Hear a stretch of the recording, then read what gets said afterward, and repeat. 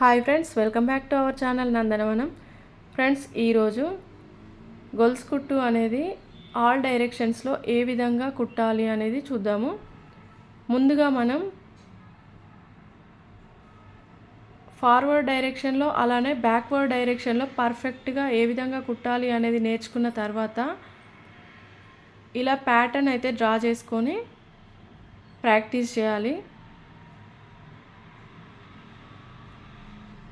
మనం ఫస్టే నేర్చుకునేటప్పుడు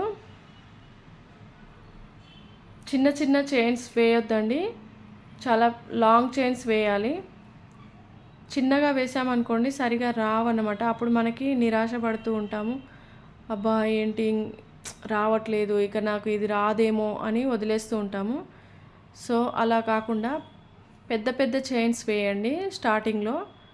సో మనకి అప్వర్డ్ డౌన్వర్డ్ ప్రాక్టీస్ అయిన తర్వాత ఇలా చిన్న చిన్నగా కొద్దిగా ప్రాక్టీస్ అవుతుంది మనకి. అప్పుడు ఆ చైన్ లెంత్ అనేది కొంచెం తగ్గించుకోండి. సో అలా ప్రాక్టీస్ చేయడం వల్ల మనం నిరాశకు గురయ్యే అవకాశం అనేది ఉండదన్నమాట. సో స్టార్టింగ్లో నేను నేర్చుకునేటప్పుడు దారం అనేది గట్టిగా పట్టుకోవడం వల్ల తెగిపోయేది. ఇంకా నీడిల్ అనేది క్లాత్కి చిక్కుకొని అసలు రాకపోయేది. అలానే క్లాత్కి కూడా హోల్ పడేదన్నమాట. సో నాకు రాదేమో అని కొన్నిసార్లు అనిపించేది. కానీ నా బ్లౌజెస్ నేనే స్టిచ్ చేసుకోవాలి అనే స్ట్రాంగ్ డిజైర్ వల్ల నేనైతే నేర్చుకోగలిగాను అనమాట. సో నాలా ఎవరైతే తమ బ్లౌజెస్ తామే స్టిచ్ చేసుకోవాలనుకుంటున్నారో వాళ్ళు కంపల్సరీగా నేర్చేసుకోండి. ఇది వచ్చేస్తుంది అనమాట ప్రాక్టీస్ చేస్తే.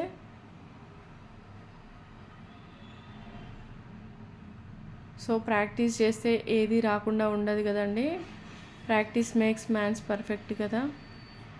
సో నిరాశ చెందకుండా మొత్తానికైతే నేర్చేసుకోండి. సో లాస్ట్లో ఇలా ముడి వేసుకోండి.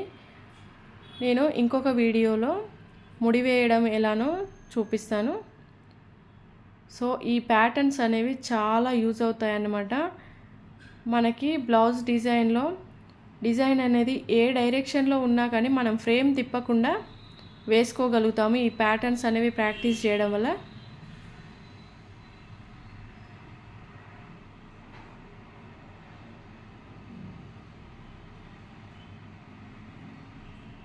సో ఫ్రెండ్స్, ఈ వీడియో కనుక మీకు యూస్ఫుల్ అనిపిస్తే ఒక లైక్ ఇవ్వండి.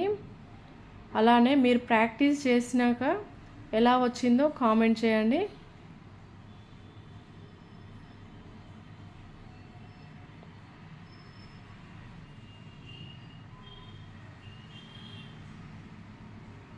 మీరు ఇచ్చే ఒక లైక్ ఎంతో యూస్ఫుల్ అన్నమాట.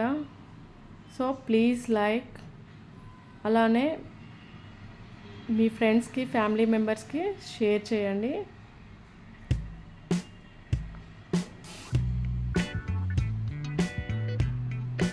For more videos please subscribe my channel.